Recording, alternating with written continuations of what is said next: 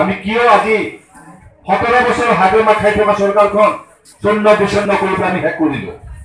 আৰু এতিয়া আমি কি কৰিম আৰু কি কৰিছো আমি আপোনাক জনাব লাগিছো আজি আমি 66 দিন হৈছে মাত্ৰ 66 দিনৰ ভিতৰতে আজি বকলাবাৰী এৰিয়া এনেকুৱা ৰাস্তা হোৱা নাছিল সেই ৰাস্তাবিলাক এতিয়ালৈকে আপোনালোকক দিয়া হৈছে কমচে কম 16-17 ৰাস্তা দিয়া হৈছে যদি 66 দিনতে ৰাস্তাবিলাক আমি দিব পৰা হৈছো তেতিয়াহ'লে আগত কামাল আৰু 4 বছৰ 10 মাহ পৰিয়েই আছে ঠিক তেনেকৈ আমি পৰিৱৰ্তন বিচাৰিছো পৰিৱৰ্তনৰ লগতে যিকোনো কৰ্মক্ষেত্ৰৰ সকলো ৰাইজক আমি আগবাঢ়ি যোৱাৰ আহ্বান জনাইছো কাৰণ আজি ইউপিপিএল বিজেপি জিএছপি লগে আমি চৰকাৰ সংগঠন কৰিছো সমন্বয় ৰাখিছো লগতে আমাৰ লগত ছাপোৰ্ট কৰিছে আৰু এজিপি সকলো ব্যক্তিবিলাকে আমি কি কাৰণে ভোট দিব লাগে কি কাৰণে ভোট দিব নালাগে সকলো আপোনালোক বিতংভাৱে জনাওঁ তাৰ লগতে সময় ৰাইজক জনাব বিচাৰিছো আমি আপোনালোকৰ ওচৰত ওলাই আহিছো আজি বিটিআৰ পৰিৱৰ্তনৰ কাৰণে হয়তো আমাৰ ইয়াতে বহুতে অসমীয়াই ভাবি আছে কি আমি কি পাইছো কি পোৱা নাই কি পাইছে সেইখিনিও ক'ব ওলাইছো আজি চাওক আমি এই সমন্বয় বিচাৰে বিটিআৰ শক্তিৰ লগতে ওলাই অহাৰ লগে লগে আমি আপোনালোকৰ কাৰণে যিটো আপোনালোকে কৈছিলে আমাৰ ভাষা গ'ল মাটি গ'ল আমাৰ একো নোহোৱা হ'ল এইবিলাকৰ আমাৰ ইচ্ছু আছিলে ভাষাই মানে আটা মাৰি আছিলে কিন্তু প্ৰথম কেবিনেটত প্ৰথম আমি শপত লোৱাৰ সময়ত সেই হেমন্ত বিশ্ব শৰ্মাৰ লগতে সৰ্বন্ন সোণোৱাল আমাৰ পূৰ্বতন ডাঙৰীয়াৰ লগতে আমাৰ চিফ সকলোৱে কৈছিল আপোনালোকৰ ভাষা হেৰুৱাই নাযায় ভাষা থাকিব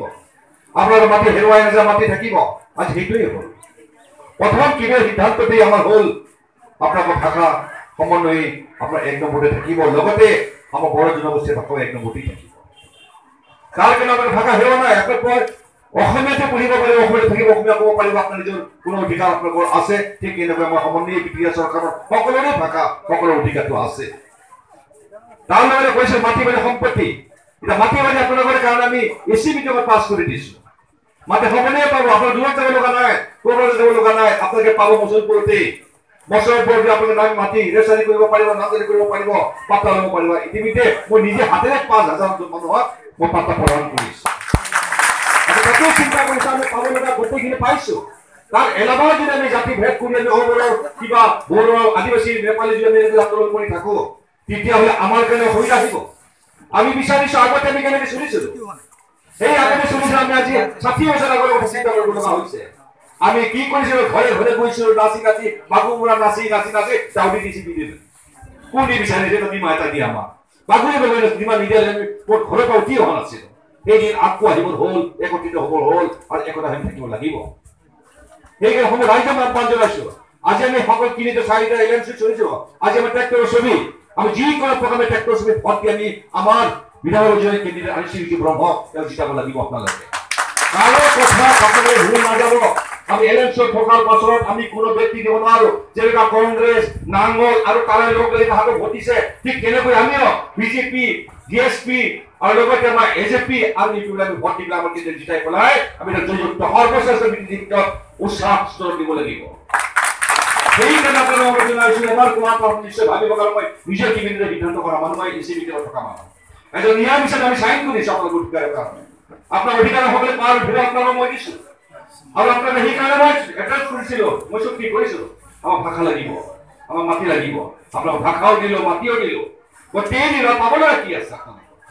আজি কি কৰণীয় কামৰ ভিতৰত চাকৰিৰ কাৰণে মই যোজনা কৰিছে মানুহে আমি চাকৰি নাপাওঁ হয় হাগ্ৰামৰ মহিলাকে প্ৰশ্ন কৰিছিলো যেতিয়া মই এমচিলে আছিলো আমাৰ ইয়াতে অনাবৰভাৱে চাকৰি অধিকাৰ কিমান আছে তেতিয়া হাগ্ৰামে উত্তৰ দিছিল কি ইয়াতে অনাবৰ চাকৰি অধিকাৰ নাই মোৰক বুলি হেজনে দিব পাৰে বুলি কৈছে কিন্তু সেইটো প্ৰমাণ কৰা অহাৰ লগে লগে এইবিলাক আপুনি গ'ল সমন্বয় সমান হ'ল আৰু 50-50 সকলো চাকৰি দিয়া হ'ল তাৰ কাৰণে আপোনালোকে চিন্তা কৰিব একো প্ৰয়োজন নাই সেইকাৰণে সকলো ৰাইজক একত্ৰিত কৰা আহ্বান জনাইছো আৰু যিকোনো প্ৰকাৰে আপোনালোকে যেন একত্ৰিত হৈ থাকক আমি নিজে জিএছটিৰ ফালৰ পৰা হওক বা ইজিবিৰ হওক ইউপিএল হওক এজিবিৰ পৰা হওক যেন আমাৰ সদস্যসকল যেন নিযুক্ত কৰে আপোনাক আহ্বান জনাইছো এই সময় ৰাইজ আপুনি বিচ্ছিন্নভাৱে সৃষ্টি নকৰিব আমি আজি হিতেশ গান্ধীৰ কথা কওঁ হিতেশ গান্ধী 15 বছৰ 16 বছৰ 17 বছৰ কৰিলে ইয়াতে নাগলে কি কৰি দেখালে এই অঞ্চলটোত আজিলৈকে কিন্তু একো কৰা দেখা নাই একোই দেখা নাই তেওঁলোকে মাত্ৰ খাদ্য প্ৰকাৰে ভৰাইছে আৰু ঘৰ ঘূৰিছে গাড়ী মটৰ কোনোবা মিটিং যদি কৰিছে এটা কাহুৰি মাৰিলে মুড়ি মাৰিলে খালে পিছে পিছে মানুহে গাঁৱলীয়া তেওঁলোকে ভোট দিয়া আৰম্ভ কৰিছিলে এই দিন আৰু এতিয়া নাই আমাৰ সমন্বয় দিন বিদ্যা পৰিৱৰ্তন কৰিব লাগে সেইকাৰণে বিদ্যা চক্ৰ গঠন কৰিছো সকলোৱে সমান অধিকাৰ পায় আৰু আপোনালোকে বহি থাকিব লগা নাই, আপোনালোকে ওলাওক কামৰ কাৰণে। মই পিছত আপোনালোকে গম নাপাওঁ আমি কি বিভাগত আছো। মই আপোনালোকৰ গোটেই মানুহৰ লগত জড়িত হৈ থকা বিভাগ পাইছো, য'ত এগ্ৰিকালচাৰ, খেতিয়কৰ বিভাগ,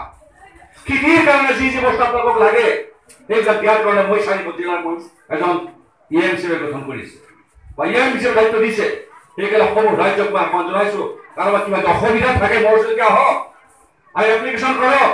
কৰাৰ লগে লগে আপোনালোকক যিমান পাৰোঁ মই সহায় কৰাৰ চেষ্টা এটা কৰিম। আমি কিন্তু পকেট নভৰাওঁ, আপোনালোক দিয়াহে চেষ্টা কৰিম। পকেটলৈ যাওঁ, ৰাইজে পাব লাগে,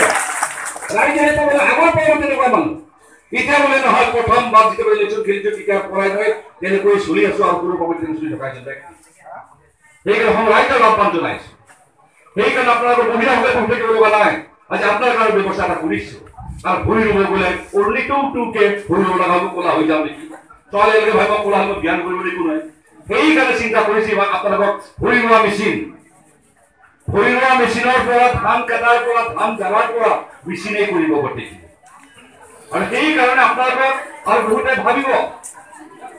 ভাবিব আমাৰতো হাজিৰা মাৰা যাব, কেনেকৈ চুলি খাম। সেইবিলাকৰ কাৰণে আকৌ বেলেগ ব্যৱস্থা লৈছো।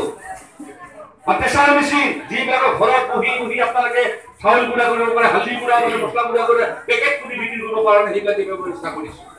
তাৰ লগতে যিবিলাক আমি খেতিয়ক আছে খেতিয়কসকলক এই যে আস্তে আস্তে হাল বোৱা মেচিন,